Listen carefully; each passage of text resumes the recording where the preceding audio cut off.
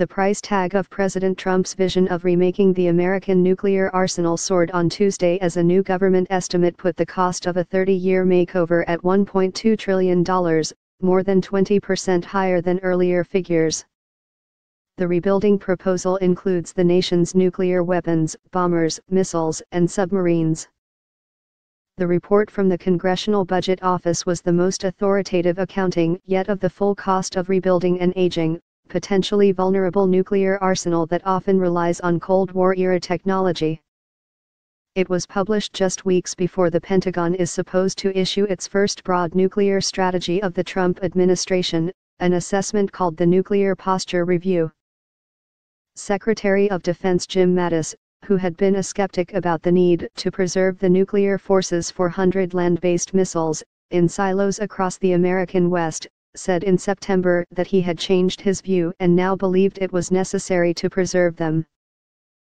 Mr. Trump has publicly declared that he wants the American nuclear arsenal to be top of the pack, and has been widely reported as asking his aides why the United States needs to limit the number of deployed warheads to 1,550, as set by the 2010 New START treaty with Russia.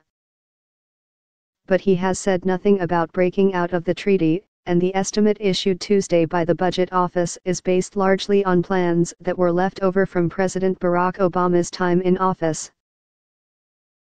Those plans may grow more ambitious, senior administration officials say, as the White House seeks new ways to counter North Korea, push back against Iran and deal with significant nuclear modernization in both Russia and China.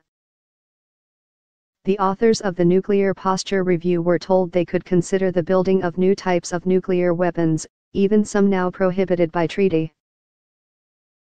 Any changes could drive up the estimated cost of rebuilding the nation's arsenal, and the figures released Tuesday did not account for inflation, which independent experts say would drive the total figure to more than $1.6 trillion. The overall direction of the buildup may also end the discussion, driven by Mr. Obama during much of his term, about how to reduce the role of nuclear weapons in American offensive and defensive planning.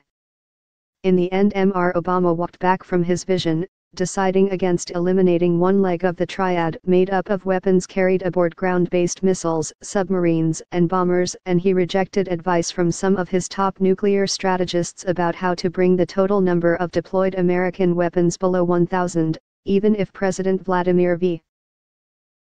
Putin was not willing to make similar cuts. Critics of the American arsenal, who grew increasingly frustrated with Mr. Obama, have urged Mr. Trump to pare back, for reasons of budget if not strategy. Two former senior military officials, William J.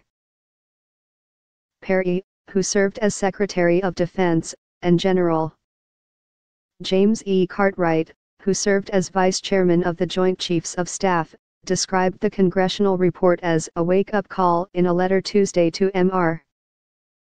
Trump.